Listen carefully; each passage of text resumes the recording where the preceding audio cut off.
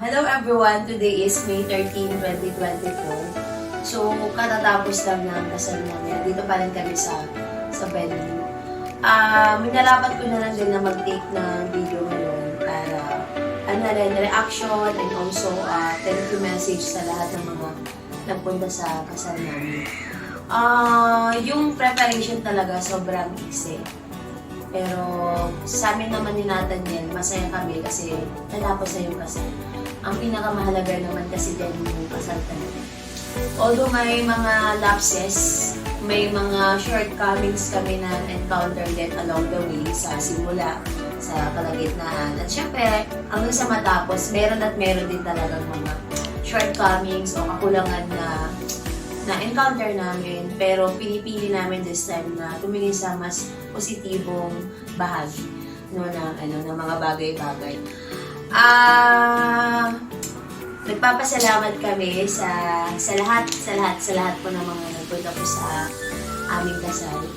Unang-una sa mga magulang namin kasi grabe din talaga yung effort nila sa kasal. Mahirap lalo-lalo sa pamilya ko na syempre kahit sabihin natin ang pag-aasawa ay kailangan naman yung gawin.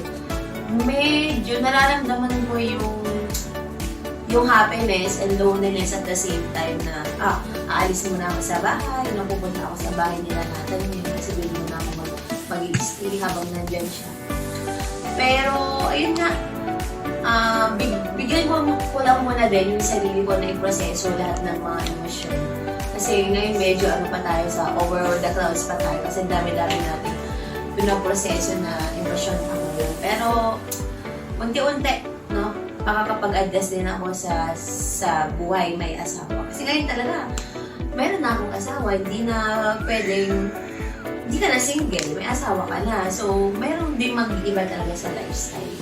So, sa part ko naman, handa naman na ako, naging ready naman na ako sa chapter nito. Sa pamilya, sa mga magulang pamilya ni Nathan, Asuncion family from Nueva Ecija, lahat na sa Sembrano, sa Tagumpao, sa Bicolor. Maraming salamat po sa lahat ng tulong. Hindi namin alam, ako mismo hindi ko na alam yung mga maliliit na detalye na naibigay, na itulong nyo sa amin. Pero nagpapasalamat kami mula sa pinakamali at pinakamalaking bagay na naitulong nyo sa aming dalawa para matapos ang aming kasal. Kila mama ko, yung mga nagluto sa baryo, nakita ko yon, yung mga taga-Aison na tumulong. Maraming salamat sa effort nyo talaga lang tumulong sa bahay, magpunta sa bahay. Yung mga mag-anak namin sa Kabayawasan, hindi ko na sila masyadong na-entertain talaga yung kasal. Hindi ko alam, may mga na-miss na tayo na pasalamatan na mabanggit sa program. Pero alam nila yon. So nararamdaman ko at ramdam ko kung paano din yung suporta nila sa amin. Lalong-lalo na kila mama at papa ko dahil alam nila na kakasal ako at magpapakasal na ako. Ayun na nga, at ngayon, yun na, kasal na, yan, kinasal na. Ayan, sa mga kamag-anak namin sa Rang-Ayan na kila Among-Ambong sa Sumawang family, hindi sila nakapasok sa loob kasi talaga napunla, pero na-appreciate ko yung pagpunta din naman nila.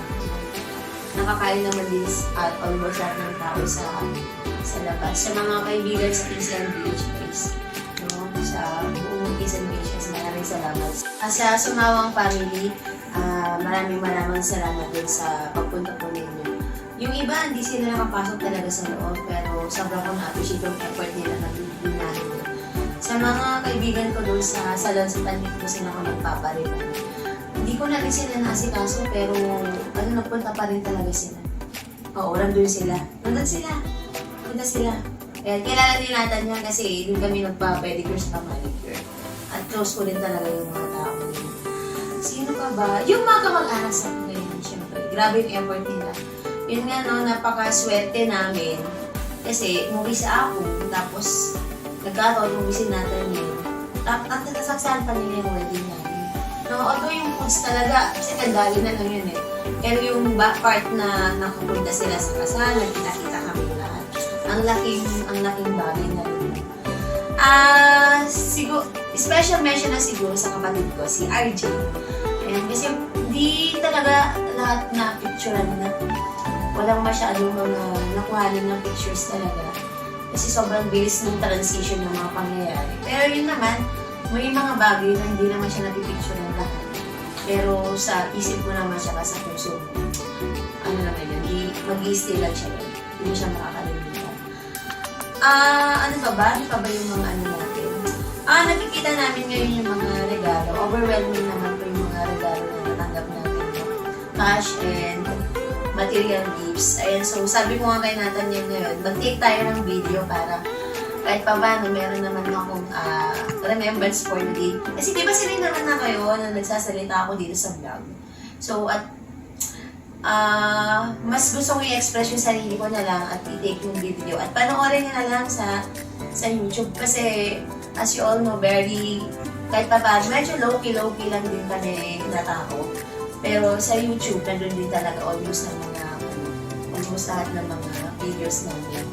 Sa team ni Mami Deta and Mami Miguel, lahat ng makeup artist na suppliers, and very thankful also. Kapasalamat din kami sa inyo. Pastor, yan, Pastor Joshua and Pastor Oliver.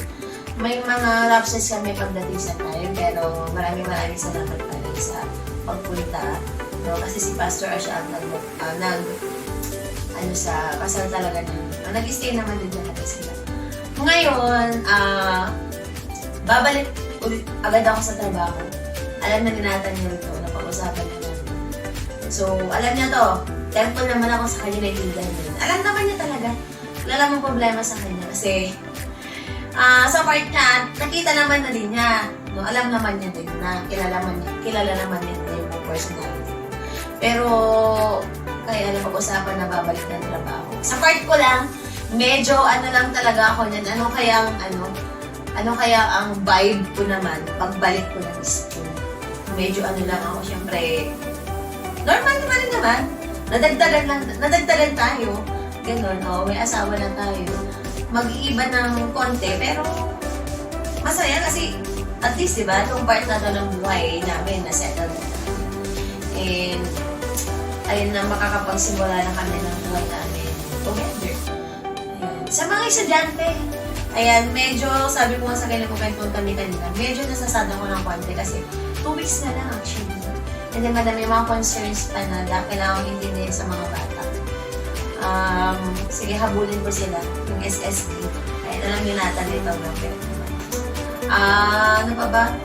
Sa mga kaibigan ko, no, sa mga close friends ko talaga na napunta. Maraming salamat. May mga hindi na nakapunta, pero yun nga, may mga bagay naman kasi tayo na hindi inaasahan. Magpasalamat din kami sa mga bridesmaids, sa mga groomsmen. Salamat naman, tinis yun talaga yung buto. Nilaban nyo din kahit pa paano. Sa mga ninong ko namin, maraming salamat. Hindi na rin namin kayo masyado nasa baso. No?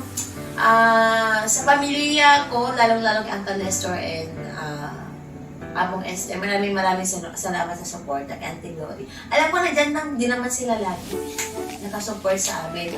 Ang pinaka-goal namin personally, ako personally ngayon, sabi ko nga sa kanya, una siguro yung spiritual life. Kasi, kung titignan nyo, napakas-blessed din naman namin kahit pa kami. Trabaho, meron tayo, no? Mabuting pamilya, meron tayo, no? Mas gusto ko, ako mismo mas gusto ko mag-focus ngayon sa bagay na hindi siya mawawala. Kahit kaming dalawa, mawawala. No? Na tawag dito, habang may time pa, yung mga kailangan ma-share ng salita ng Diyos, yung focus ko ngayon eh. Personally, sinasabi ko sa kanya. Kasi yun talaga, lalo sa part ng pamilya ko. Kay RJ, medyo niyan ako sa part ng hindi ko bibitawan yung bata yun. Alam niyo yun. Tapos, tuloy ako. Nag-video siya dyan, sinatan niya, nakikita niya. Alam naman niyang madrama ako. Nakakaloka. Ano kasi? Ano pa ba? Nag-iisip ako eh. Ito. Kung bibigyan naman kami ni Lord ng anak na yun, ready naman na rin ako. And mas lalo siya, ready naman na siya. So, enjoy na muna namin yung time namin together. Ayan. So, thankful naman ako kay Nathaniel kasi, yun na. Di ako naiyak sa bisong kasal ko. Dito ako naiyak sa reaction video kasi sa bisong kasal ko. Paano ba? Na-rehearse ko na kasi parang yung emotions ko na mararamdaman ko. Kasi yung mga songs, personally pick ko yun. Eh sinata niya kasi ano naman siya. Go lang siya eh. Ito yung gusto ko, ito yung ganitong kanta-kanta. Pero more of Christian songs kasi. Ayan. Kahit pa paano naman, nag-play naman sila lahat. So, at wala nga, mag-start na kami ng buhay namin together ngayon. Isimula na kami. Adjustment sa pamilya niya, okay na. Kasi alam na nila yung galing ko dito. Oh, kilala nila ako. Ano lang ngayon, mag-adjust tayo sa pagtawag sa mga papa. Conscious lang ako ngayon kasi may singsing na pala ako dito sa kanang kamay ko. Baka kasi mawala ako hindi, baka hindi ako masanib ako wala ako.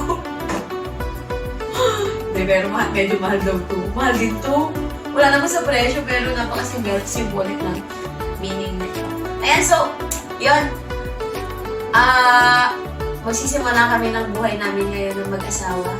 Pero yung Angela na meet nyo yun pa rin, yung Nathan nyo na meet nyo yun pa rin. Nadagdagan lang na kaming dalawa.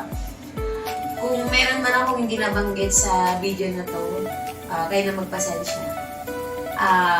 Basta sa puntong ito kami ay nagpapasalamat sa bawat isa sa inyo sa pagpunta nyo sa aming kasal. At natapos naman po ito ng masaya at maayos. So, yun na nga, no? So, ang dami palang mga nangyaring aberya after ng kasal. So, nalaman na lang namin yung mga yon nung natapos na yung kasal.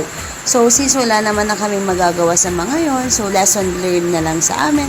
And syempre na we pray for healing and acceptance din para makapag-move forward na rin kami.